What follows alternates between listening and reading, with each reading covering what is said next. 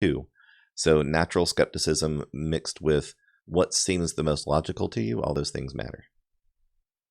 Moving on to the next topic, the next portion of the same topic is COVID-19 solutions. So I don't pretend to have all the solutions, but we've been given a lot of misinformation, and so a lot of people are angry about overreacting, underreacting, everything in between. Use a mask, wash your hands, enough said. The experts, I consider the doctors and nurses on the front line dealing with this in the hospitals, that I believe is absolutely a real thing, from the empty hospitals that are being prepared for those that are going to have overflow until we have reached a peak point. Not all of us have. And we also don't know whether there will be reintroduction into the population. A lot of things to be concerned about. So it really is as simple as don't spread germs, don't spread bad things to each other. But that's the real thing, is that the real problem and therefore the real solutions are, I think the most dangerous thing about COVID-19 is human nature. And it involves selfishness, and therefore selfishness breeds not being thoughtful of others.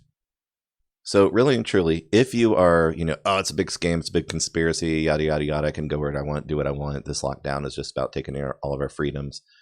You know what? A lot of that is true. I agree. A lot of this is going to be even more so about that kind of thing as time goes on. This isn't going to be the end of COVID-19, unfortunately, and it puts some not very safe people in charge of how things are going to be handled. That's a big bummer.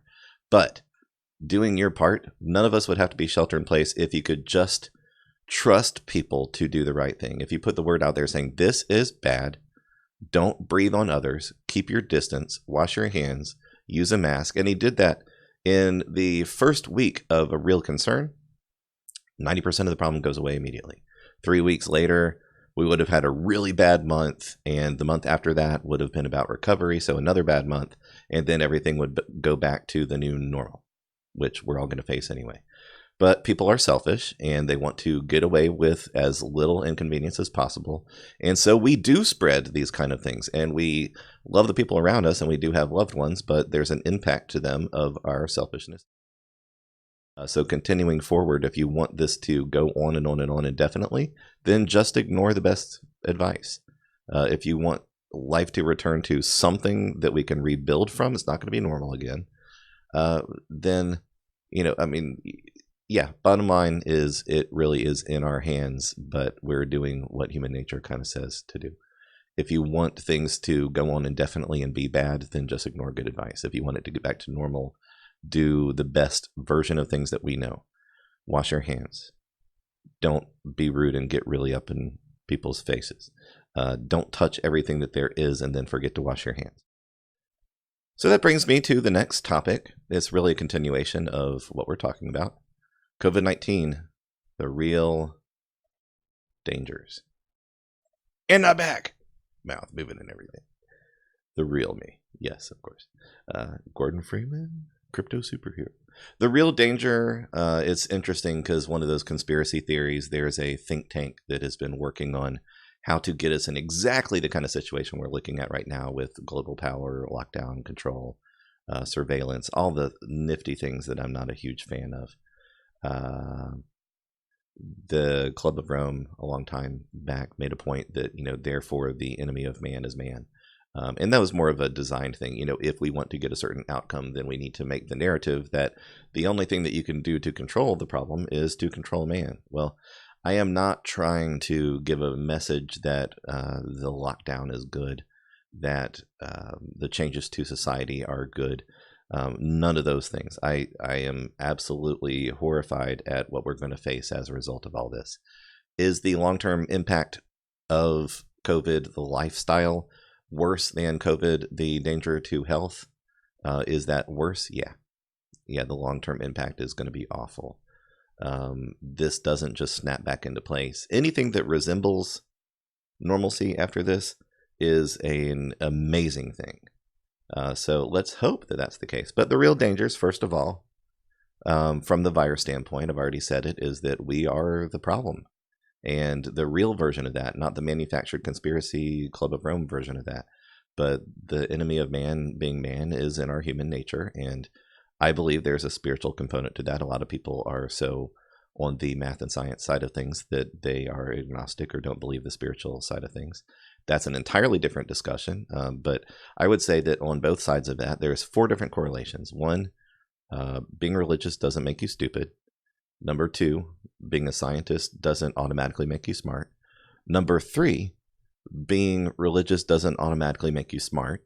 And number 4, being a scientist doesn't automatically make you stupid.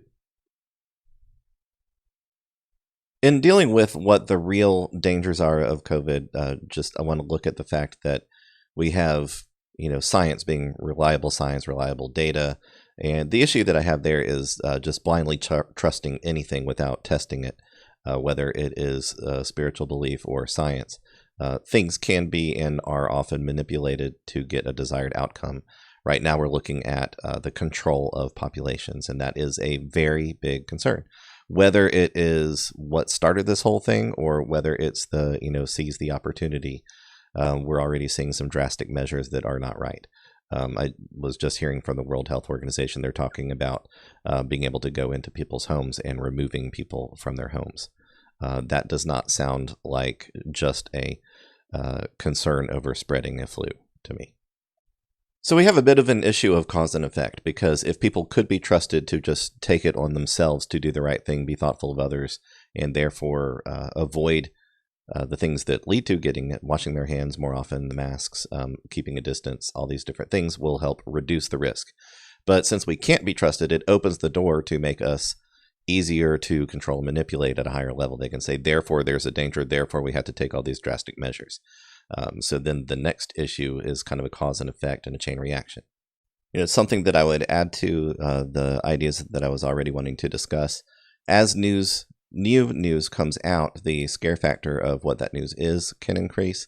And we really don't know what we don't know. There's news now, somebody is talking about whether the virus is not just being spread through surfaces and touching your face, like doctors are very convinced strongly about that being the case, but that it could have been spread through the water supply.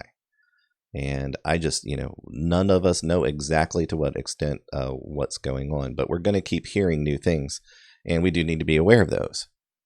So anyway, the cause and effect, that since we know that we can't be trusted to just, I feel fine, so I'm going to go about my day, not to do those things, but to be overly cautious when there isn't a problem, it gives that level of control over to those who want to take advantage of there being a problem, there being a crisis. On one level, if you have honest people trying to deal with a crisis at a political level, there's an agenda, but they're willing to put some of that aside because they don't legitimately want the whole world to die. And then there's the very real possibility of the conspiracy side of things, where there is a shift in control over to money and power and more having data. It was talked about back in World War II that the Germans wanted a technocracy where they could control so many data points that they knew how to not only defeat the enemy, but to control the population. Lots of things that go along with believing in a higher perfect master race type stuff. Well, we see a lot of that re-entered into the humanist, transhumanist, post-humanist movement.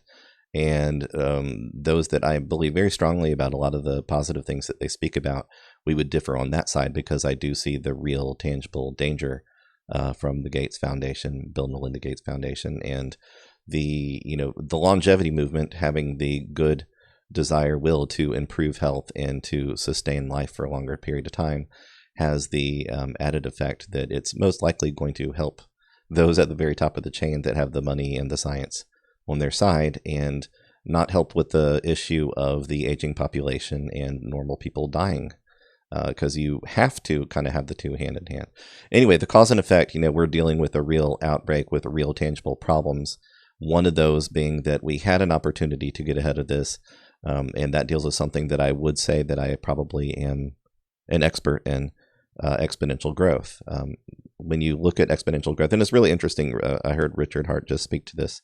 I think the first time that I've heard him talk about it recently, I've watched pretty much all his videos, and I agree with a large amount of what he has to say.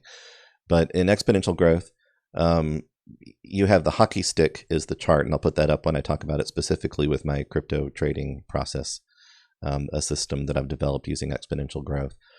It looks like the hockey stick. If you look at it all the way zoomed out, it looks basically flat 97% of the time until it slopes extremely sharply at the very end. And that's a good thing if you're talking about a system that helps you to double and double and double your money. It's really bad when you're talking about doubling an outbreak. So you don't want the hockey stick to happen because you don't react when you see it basically as a flat line all that time. But it's a very small number doubling all the time. It takes a while to go from 1 to 2. It takes a little less time to go from 2 to 4, a little less time, 4 to 8, 8 to 16, 32, 64, 128, 256, 512, 1024, 24, 8. You can tell that I've talked about this before. But, I don't have any of this stuff written down. But it not only does it continue to double, but it continues to double at an accelerated point. And so the talking points about, it's not as bad as the flu, the numbers aren't as big, the data's not, statistically doesn't match up. The problem is that you don't have that data until you're done. So if you do overreact, which right now we are probably matching where the threat level is, but we took just long enough to do that to where it has already caused massive damage to our infrastructure and economy. So if you do it when it's going from 1 to 2 to 4 to 8, you might stop it when it is exponentially growing from 4 to 8 to 16, and then it hits a peak around 32, and then it comes back down to 31, 30, 29, 28. And you disrupted something that could have been much worse. Versus if you wait until you can really see the impact of the growth, you're not going to get until 32, 64, 128, 256. Now you're dealing with real numbers. You're trying to bring it down from 256, but it's going to get to 512 just as fast, if not faster, than you would have gotten from 4 to 8. So by the time it's out of control, if we were not doing shelter in place, if we were not keeping people out of circulation, basically, once again, if this isn't something that we've already missed, this is already too late. If you didn't do that, then you would be dealing with an uncontrollable catastrophe that there's not enough people on the front side of the curve to help manage the people on the back side of the curve. So the balancing the peak, controlling the peak, and then watching when it dies off, that's the whole ballgame.